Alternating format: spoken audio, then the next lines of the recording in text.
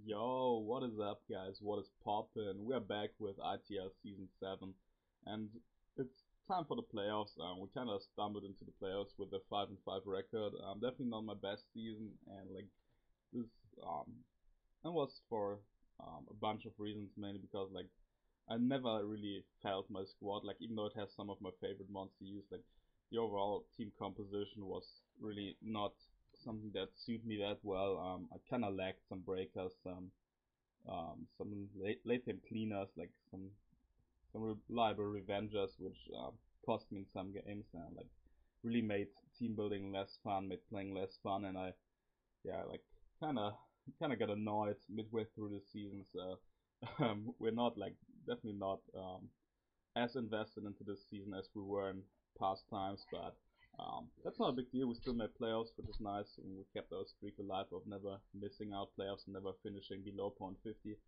which is a nice milestone for me.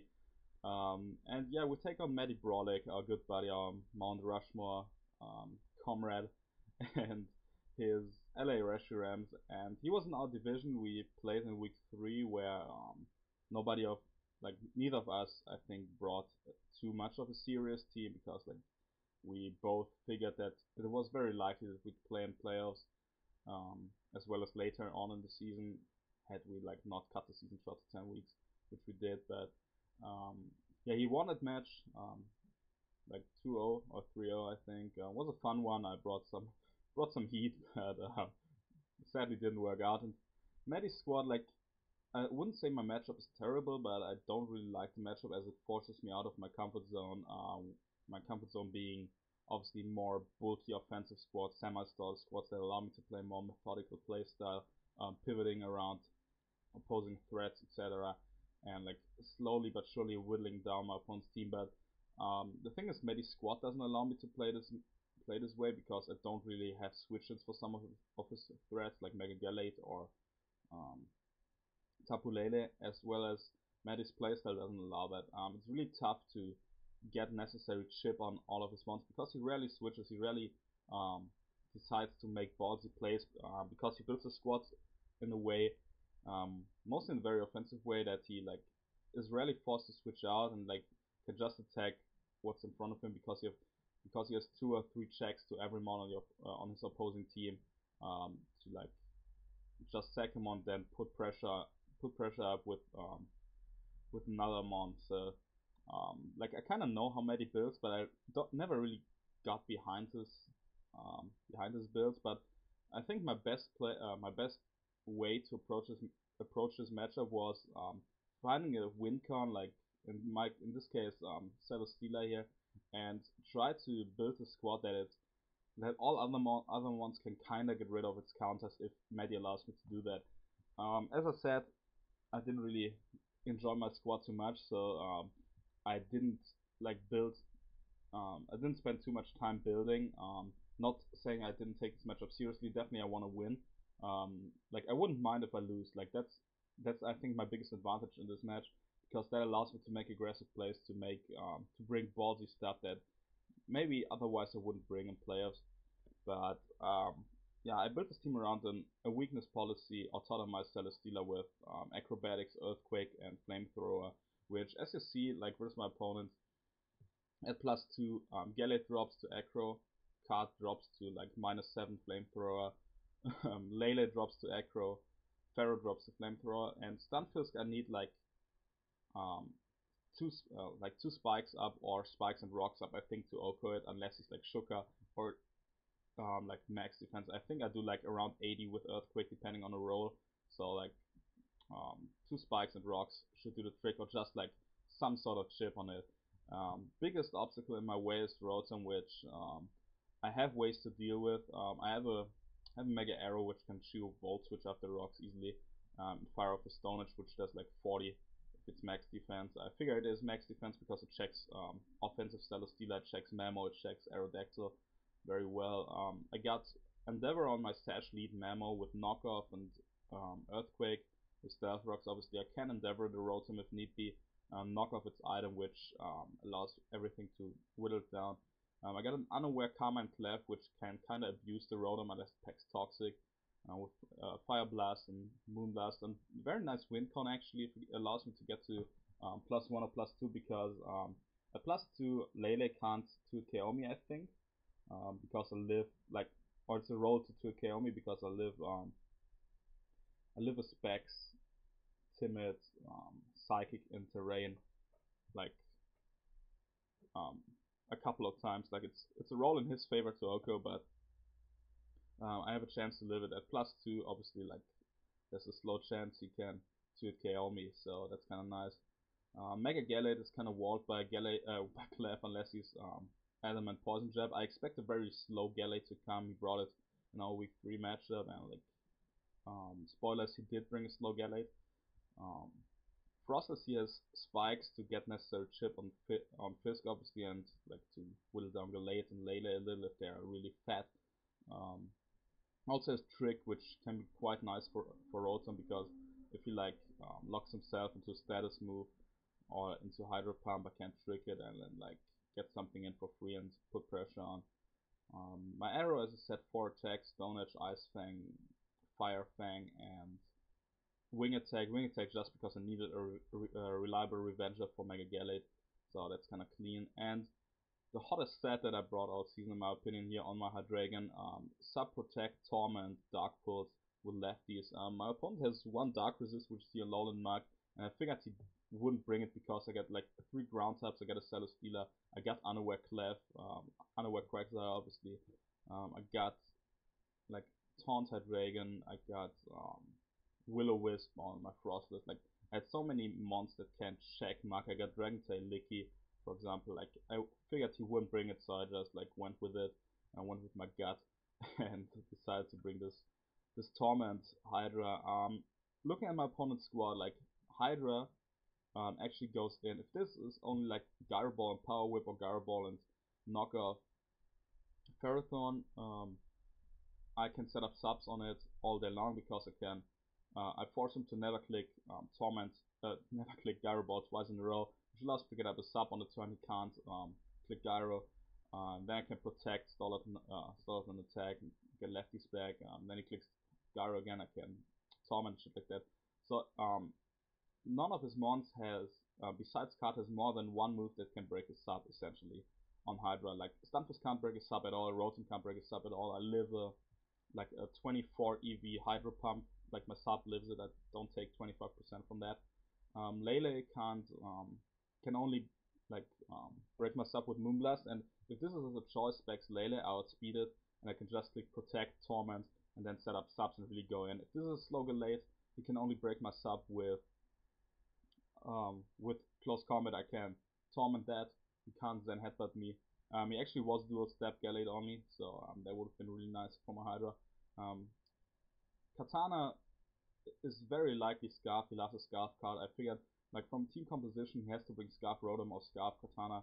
Scarf Katana seeming more, like, kind of seems more likely because it helps revenge Frostless as well as Aerodactyl as well as the Scarf Hydreigon. Very reliable revenger versus my offense. So I figured this is Scarf card for sure, and I can like just torment and protect all day long on this thing and like force him to switch around and shit like that. And yeah, like looking at this Hydreigon, it really goes in with my opponent. I can definitely make it work if I once I identify his entire squad. But like I gotta say, like before we open the match, I played an early game in this match really poorly. So I hope you guys aren't too mad at me for like not using my team to its full potential. But anyway, I think like looking at what he brought, it's pretty much 5 or 6 of what I expected. I wasn't sure if he would bring Katana, but I got pretty much all of the other mons right. And yeah, it's like I'm like kind of comfortable going into this matchup, but yeah, like as I said before, like I wouldn't mind if my ITL season ends. So I'm kind of playing a little bit too ballsy in the early game. So I lead off with my Mamos. He leads Ferrothorn. I get up my rocks. He gets up his, and this is pretty much over. Now now I'm gonna Earthquake because I don't want to knock, which like would break my Sash pretty much, and I kind of want to Endeavor shit if he switches out. I kind of thought he might switch out into Rotom, But if he stayed in and like went for leech or spike or so, I wanted damage off, preventing him from getting up 3 layers because he's more likely to be a more specially defensive Ferrothorn for my Hydreigon, for example, as well as my Clef, which can never knock out Spidef Pharaoh with a Fire Blast. So go for the Earthquake, thinking I probably get a 3 KO, preventing like at least 1 layer of spike, and I do 38. Goes for the Gyro, knocks me down to my Sash. I don't care, but I considered going for Endeavor, and looking back, it was my best play for sure. But I figured it was like definitely in my interest to preserve some sacks here, because if I let some stuff like Celesteela weakened and what's called Katana gets a beast boost on Summon, I'm in a really tough position, because +1 card can run through my team with Smart Strike once I lose my Celesteela, and I didn't want that to happen, so I wanted to keep at least 1 sack in the back that I can always go in on card if needed. So I got into my Hydra. I didn't calc the Gyro Ball damage, or I calced it wrong, and I was like, oh fuck yeah, Gyro Ball is doing a little bit too much. If he switches out, like, I also would thought he might switch out into Rotom here instead of like just going for Gyro to knock me out.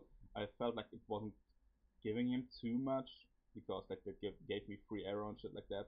But he actually decided to save his Ferrothorn, and as I said, Matty doesn't pull those nice doubles that often, because he doesn't need to with the squads and how he builds them.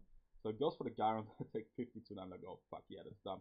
And here, like I'm thinking, yeah, he has Gyro Ball, he has Stealth Rock, he probably has a Leech, and I'm not sure about his other move. Like maybe he has like Knockoff, which would make sense for Celesteela.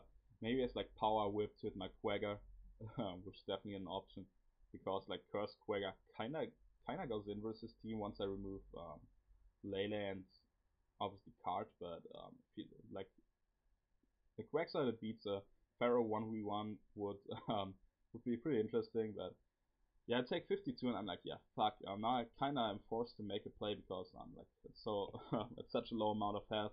And if I Torment on his Gyro Ball, I can protect the next turn, or I can sub up the next turn, then protect, and go from there. So I click the Torment, and like if he switches out into Lele or Gallade to make an aggressive switch, I can like beat those two 1v1 with Torment as well, Torment and Protect. So I figured Torment was my best play here, but as you see, as the Mantler trying to like probably beat a Frostless lead 1v1, guaranteed get up rocks, which pretty much makes sense. Didn't consider it when we played, and he gets a Toxic off. So had I Dark Pulse here and had I subbed here on this turn, I would have been in a better spot. But now I'm kind of forced to Dark Pulse. I get to flinch, and because Matty in our week 3 match, because he was so nice to like play around hacks and to like just click status moves on after he flinched me, I'm saying, yeah, like just let me get like, did you click Gyro? I said, and he said yeah. I'm like yeah, let me click sub and die to Toxic, because like I want to return a favor that he gave me in in week 3. Like usually I'm not a guy that plays around hacks. Like in some cases when it's like really getting insane, I'm in favor of it, but like for shit like that, I'm usually not in favor of that. But because Matty's a friend and he was so nice to do it, I said, yeah, like, come on, let's fuck let's fuck it and sack my Hydra here, even though Hydra was really nice, but Toxic Hydra was trash anyway in this matchup. So I got into my arrow to revenge this Ferrothorn. Only Mon besides Memo that can revenge it, and Memo obviously is at 1%, so it dies to rocks. I take some chip, which is on 4, but now Katana comes in. This is why I preserved my Memo. Looking back, I probably should have endeavored and then revenged Ferrothorn with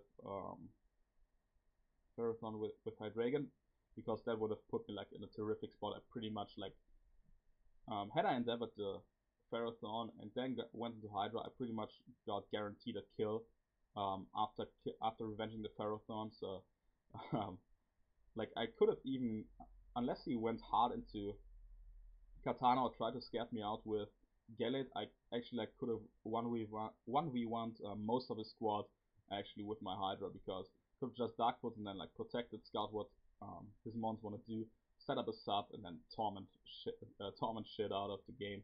So yeah, kind of wish I got the first 5 turns back, but what can you do? Card comes in, I notice a Scarf, I go into my Mammo, sack it, as expected. And now I go to my Celesteela, and like, yeah, it's too early to set up up for me. I had to go into Cello to like force him out pretty much because the rest of my squad dies to Smart Strike. And I didn't want to reveal the Scarf on Frostless already, so looking at my opponent's team left, Scarf Frostless looks pretty clean. With one more switch into Rocks, Katana is in range of Shadow Ball. Obviously Gallade has to take some chip, as well as Lele, as well like Stunfisk and Rotom, but if I like get to weaken some stuff with my with Sella and Arrow, as well as Karma and Clef, I'm like in a terrific spot to clean up with Scarf Frostless potentially. So here like he obviously can't stay in and give me like the Katana, because then he kind of has no no Revenger for Arrow back to left. So I'm kind of like, yeah, he's going into Rotom or into Stunfisk.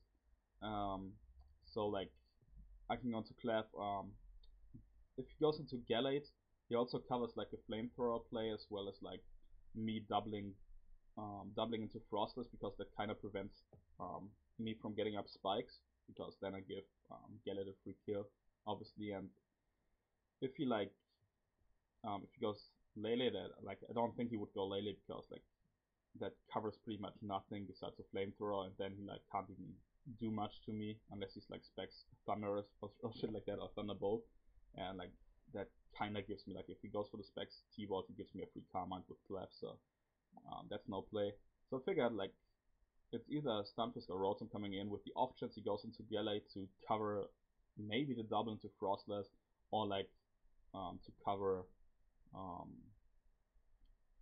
a Flamethrower play, because he's probably very likely to be a bull to Gallade. But yeah, I go into Clef here on the double as he switches out. He goes hard Gallade. I forgot the reasoning why he did it, but he probably felt like he didn't need it too much, so he can like put offensive pressure out on my Celesteela, because if I'm a fat leech sheet annoying shit variant, he can just SD up once, probably lives an air slash easily after Rocks and after leech, and then fire off a big close combat to get me low. So he makes the offensive switch, which definitely makes sense for him, and I'm like, yeah, this is nice. Clef kind of beats this 1v1. I reveal that I'm unaware here on the switch in. Doesn't really matter, but I'm just clicking Moonblast here because it does like 52 card. It has the chance to split Death Drop Lele, and if he switches out into one of his electrics, I weaken that for Celesteela and Arrow, which is nice. So I don't lose anything by clicking Moonblast, as Matty decides to Mega Evolve, stay in and go for the Zen, gauging the damage probably for his Lele, because this Lele later reveals to be specs, and yeah, he gets the flinch on the Zen Headbutt, which is pretty huge. I don't know how much it like came into play overall, but I kinda could have beaten this Gallade 1v1 without the flinches, because he does 38 with the Zen, and like I could have like Moonblasted here, get him to like 40, which is guaranteed range for my Frostless, or like I even got him to like 35. I think I do at least 60 with Moonblast versus Gallade, even if it's max HP, and yeah, that would have opened up some some more holes for Frostless. But yeah, I'm like kind of forced to Moonlight up now, because hard Lele is his best play here. I have to Moonlight if I want to preserve this. Like if I Moonblast, I can't switch in hard into Gallade, and I don't have a counterplay to Lele. I would have been forced to sack a mono. I'm not ready yet to sack one of my 3 remaining win cons. Like obviously Clef is a win con on its own, but I felt like I have to Moonlight up here just to see if he like wants to Zen again. He didn't like SD on this turn, because I said like, yeah, fuck it. I said in the beginning, like, if you hex me, just play the game, because like as I said, I'm not a guy who likes to restart matches or like play around this hex shit. So it's all good. I'm forced to Moonlight up here as Lele comes in, and now I'm gonna Moonblast, because I need to see if it specs or not. If it's Scarf, I can go into my Celesteela after taking the Psychic, because then Scarf Psychic would have done like 60, maybe 65, and it would have allowed me to potentially softball up later on the Stunfisk or the Rotom potentially, depending on their investment. But I'm forced to Moonblast. As he Psychics me, he reels to be specs, doesn't get the kill. It was a roll, I think, heavily in his favor. I get the Moonblast damage off, which is nice for Frostless because now he's guaranteed in range of Frostless. Shadow Ball, and yeah, I can just revenge him here. But like losing Clef is annoying. I really didn't have a counterplay here because of the flinch, which is kind of sad. But now I'm forced to go for the Shadow Ball here, and I lose another sack pretty much, which is pretty unfortunate. Had I kept my Hydra alive earlier, he could have never locked himself into Psychic, which is annoying. I could have just like with Hydra around, I could have just Moonlighted up on his attack and see if when it's for the Moonblast or the Psychic, and then I could have like either pivoted into Hydra or Celesteela. But now with this Gallade not having taken the Moonblast damage, I can't knock it out, but I don't have a switch in either, so I have to sack off my Frostless here. So he goes for the Zen, and yeah, I'm now I'm kind of forced to revenge with the Aerodactyl. It's not like I can't win with Aerodactyl because Scarf card is in the back, so I'm kind of forced to just stay in a wing attack here. I can't go into my Celesteela because that takes too much damage from the Gallade, and I can't sweep with Celesteela with Fisk and Rotom at full and not having the weakness policy boost. So I revenge the thingy here, and he actually goes into Rotom, and I'm like, why didn't he just go into Katana and clicked Sacred Sword? Because he would have been guaranteed to boost because he knocks out my arrow, or he would have been guaranteed to 3-hit KO my Celesteela and prevent me pretty much from setting up. So it was like a no drawback play, and I'm like, yeah, if I crit this Rotom and if it doesn't have like a Yapapa or Citrus Berry, Celesteela actually wins this game because I chew a hit from this thing, and if this is like not max defense Stunfisk, +2 Earthquake actually bobs it, so I have a very solid chance of like now winning this game. And I'm like, man, did Matty just choke? I go for the edge here, obviously.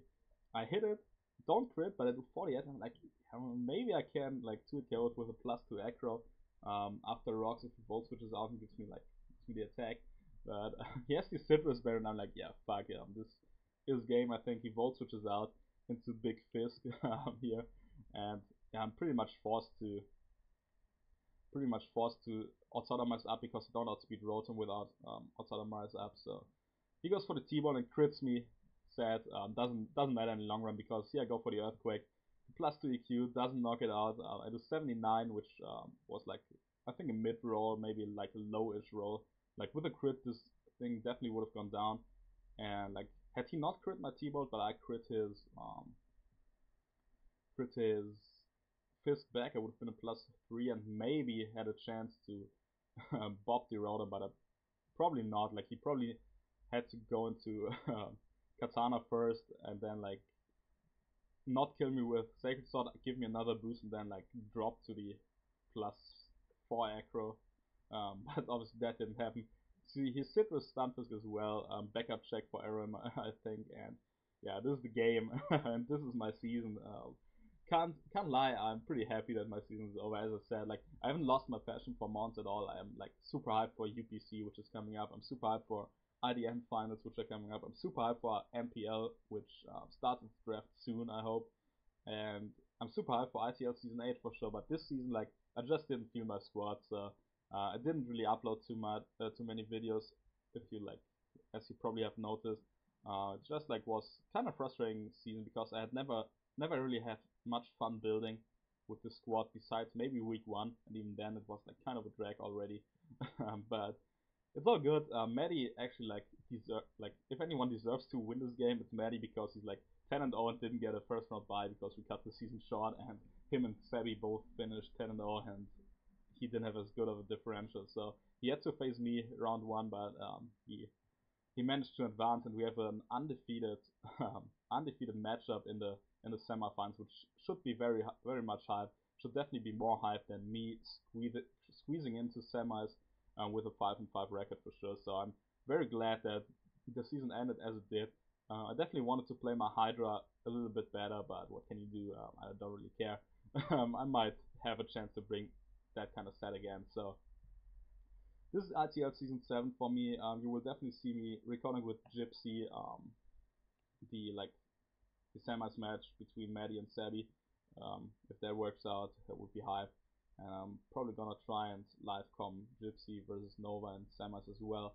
But yeah, this is the season for ITL. I really enjoyed using Sally, but the rest of the squad either were old news or some months I really didn't enjoy. Like I gotta say, I was hyped to use Arrow, but I never really um, felt super comfortable with it. Not my kind of mega, I think, but it's all good. It's all good. So yeah, thank you guys for watching. Check out Matty's site. He already uploaded it. Definitely was a fun one. Good game to him. I hope he makes it to finals so he can face Gypsy for chip, which would be pretty hype. And yeah, I catch you in the next videos. Definitely stay tuned on my channel for IDM finals and some upcoming leagues. I definitely will be at my best game in those matches for sure. Hopefully, so I definitely will spit out some better content than this one. But hope you guys enjoyed anyway. Leave a like in the comment if you did, and I catch you in the next video. See ya.